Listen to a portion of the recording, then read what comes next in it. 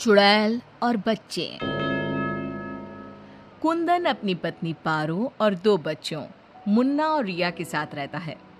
चारों का परिवार अच्छा खासा खुशहाल चल रहा था, लेकिन एक दिन उसकी पत्नी पारो सीढ़ियों से फिसलकर गिर गई और अस्पताल पहुंचने से पहले ही उसने दम तोड़ दिया। कुंदन की जिंदगी तो जैसे वीरान हो गई। बच्चे भी बहुत दुखी रहने लगे। इसी तरह देखते देखते एक साल बीत गया।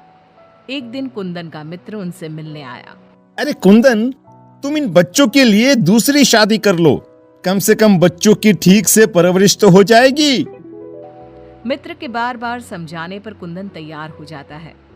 नई माँ रूपा शुरू में बच्चों और कुंदन का बहुत ख्याल रखती है, पर 6-7 महीने बाद ही वो कुंदन के जाने के बाद आराम से सो जाती।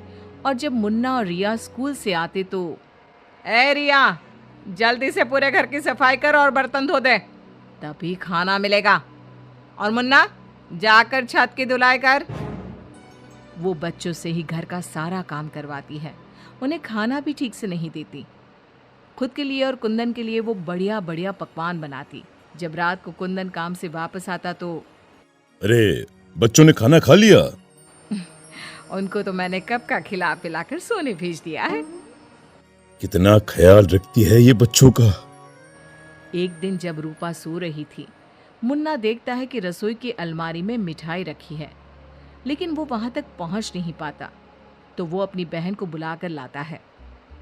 मैं घोड़ा बन जाता हूँ, तुम मेरे ऊपर चढ़कर वो मिठाई उतार दो। उन्होंने मिठाई उतारी और खा ली। अचानक मिठाई का डिब्बा रिया के हाथ से नीचे गिर जाता है और बिखर जाता है। आवाज सुनकर रूपा भागते हुए आती है। उसने आओ देखा न ताओ और दोनों की खूब पिटाई कर दी। जब देखो तब भूखे ही रहते हैं ये बच्चे, न जाने इनका पेट है कि कुआं।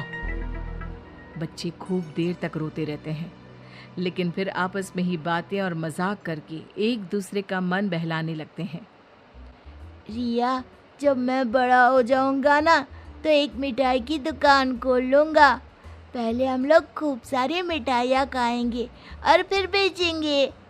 मुन्ना, मेरी तो शादी हो जाएगी, तुम अकेले ही सारी मिठाइयाँ खाओगे ना? अरे हाँ रे, तब तक तो मेरी भी शादी हो जाएगी। कुंदन जब घर आता है तब उसकी माँ बच्चों की खूब शिकायत करती है। अरे बच्चों, तुम्हारी माँ तुम्हारा कितना ध्यान रखती है। आखिर क्या कमी है तुम दोनों को? पिताजी, उनकी बात पूरी भी नहीं हो पाती कि हाँ हाँ कह दो कि मैं तुम्हें खाना नहीं देती, सारे दिन घर के काम करवाती हूँ, कह दो ना। मुन्ना चुपचाप खड़ा रहता है। अब तो हम दोनों को पिताजी से बात भी नहीं करने देती। नहीं माँ। मुन्ना और रिया बहुत दुखी होते हैं। रात को इन बच्चों ने नाक में दम कर दिया है, तुम इन्हें लेकर जाओ और कहीं जंगल में छोड़कर आओ। अरे ये क्या कर रही हो तुम? ये दोनों मेरे जिगर के टुकड़े हैं, इनके बिना मैं कैसे रहूंगा? कुंदन को बार बार समझाने पर भी जब वो नहीं मानता, तब उसे एक उपाय सूझता है। कुछ दिनों तक वो बच्चों के साथ खूब अच्छे व्यवहार का नाटक करती है। बच्चे खूब खुश रहते हैं। एक दिन, सुनो, जल्दी से नाश्ता लगाओ, मुझे 2 दिन के लिए शहर जाना है। रूपा बहुत खुश होती है। वो सोचती है कि ये तो बच्चों को जंगल में छोड़कर आने से रहा, मैं ही इन्हें छोड़ आती हूँ। कुंदन के जाने के बाद, बच्चे चलो आज हम तुम्हारी नानी के घर चलते हैं। बहुत देर तक चलते चलते जब वो सब घने जंगल में पहुंच जाते हैं तब, माँ, इधर का नानी का घर है, लगता है हम रास्ता भूल गए हैं। अच्छा, तुम लोग यहीं रुको, मैं रास्ता पूछकर थोड़ी देर में आती हूँ। हाँ, ये कहकर रूपा उन्हें वहीं छोड़कर चली जाती है। बहुत देर हो जाती है और रूपा वापस नहीं आती तो, माँ कब आएगी भैया? इस तरह सुबह से शाम हो जाती है। जहाँ एक तरफ बच्चे जंगल में अपनी माँ का इंतजार कर रहे होते हैं, वहीं दूसरी तरफ रूपा घर में आराम से बैठी थी। इसी तरह 2 दिन बीत जाते हैं और 2 दिन बाद कुंदन जब घर वापस आता है तो, बच्चे कहाँ हैं? मैं उन्हें जंगल में छोड़ आई। ये तुमने क्या किया रूपा? बच्चे बेचारे जंगल में अकेले कहाँ भटक रहे होंगे? क्या किया तुमने ये? देखो, अगर तुम्हें अपने बच्चों की इतनी ही चिंता है ना, तो जाओ तुम और उन्हें ढूंढते रहो। कुंदन बच्चों को ढूंढने की बहुत कोशिश करता है, पर बच्चों का कुछ भी पता नहीं चलता। कुंदन बहुत दुखी होता है। अब वो हर रोज काम पर जाने के बहाने जंगल में बच्चों को ढूंढता हुआ भटकता रहता है। रूपा के जाने के बाद बच्चे रोते रोते आगे बढ़ने लगते हैं। माँ बड़ी चालाकी से हमें जंगल में छोड़कर चली गई। अब हमें रहने के लिए कोई ठिकाना ढूंढना ही होगा। अब तो अंधेरा भी घिर रहा है। आगे जाते ही उनको एक झोपड़ी दिखती है। बच्चों को थोड़ी आशा बनती है। दोनों भागते भागते वहां पहुंचते हैं और झांक कर अंदर देखते हैं तो एक बुढ़िया चरखे पर सूत काट रही थी। उसके शरीर पर सफेद वस्त्र थे। अंदर का माहौल बड़ा डरावना लगता है, पर बच्चों को तो कोई आसरा चाहिए था। वो दोनों दरवाजा खटखटाने लगते हैं। तभी वो बुढ़िया पीछे मुड़ती है। बच्चे जैसे ही उसे देखते हैं, उनके शरीर के अंदर भय से एक अजीब सी सिहरन दौड़ जाती है।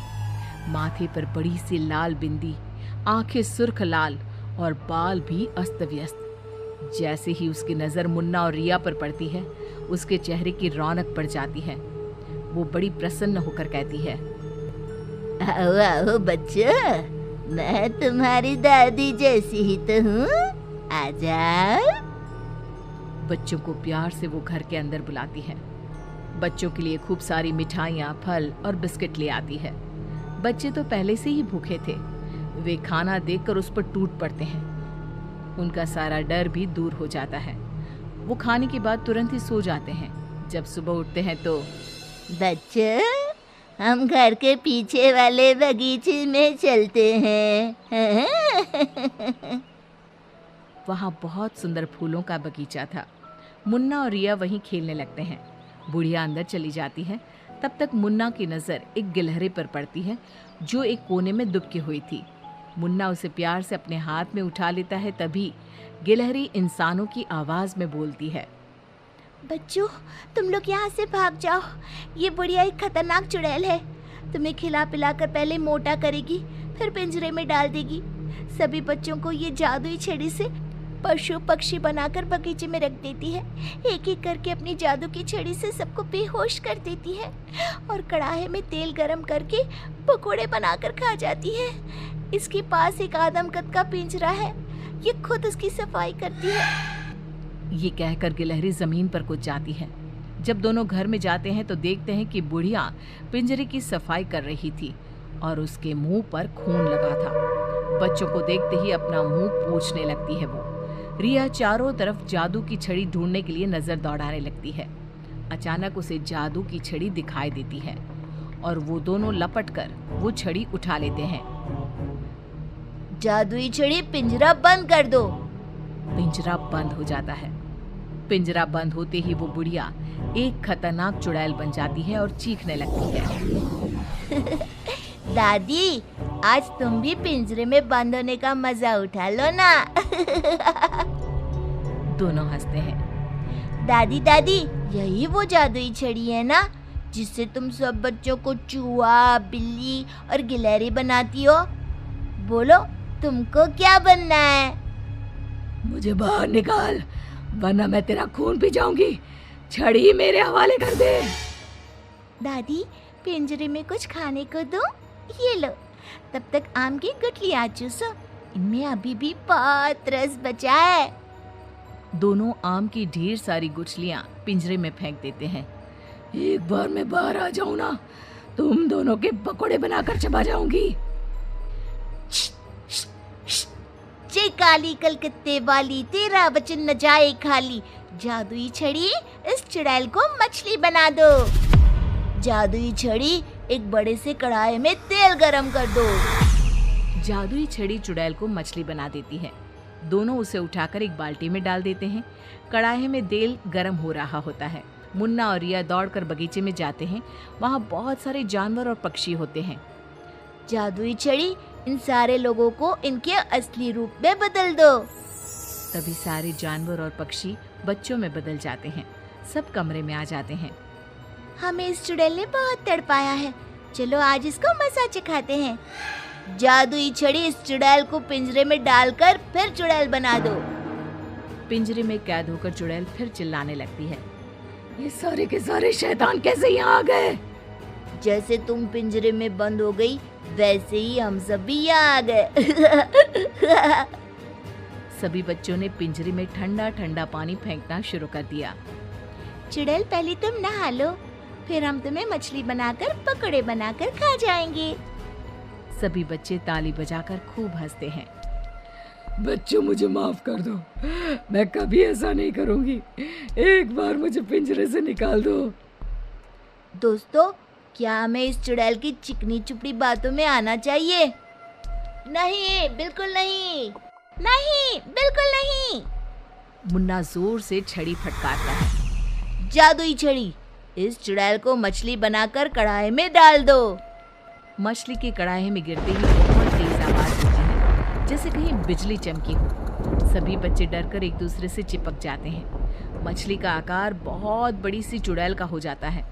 वो बार बार कढ़ाई से निकलने की कोशिश करती है। सभी बच्चे मिलकर उसे फिर कढ़ाई में ढकेल देते हैं। अंत में वो गरम तेल में जलकर मर जाती है। सब बच्चे खुश होकर तालियां बजाने लगते हैं। मुन्ना जादू की छड़ी की सहायता से सभी बच्चों के साथ शहर आ जाता है। जब वे अपने घर पहुंचते हैं तब पिताजी, हम आ गए। कुंदन उनकी आवाज सुनते ही भागता हुआ आता है। बच्चों को देखकर उसकी आंखों से झरझर आंसू गिरने लगते हैं। पिताजी, आप रोइए मत, अब हमारे दुख के दिन खत्म हो गए हैं। मुन्ना कुंदन को सारी बात बताता है। जादुई छड़ी पाकर उनके सारे कष्ट खत्म हो जाते हैं। अब तो नई माँ भी उनको प्यार करने लगती है।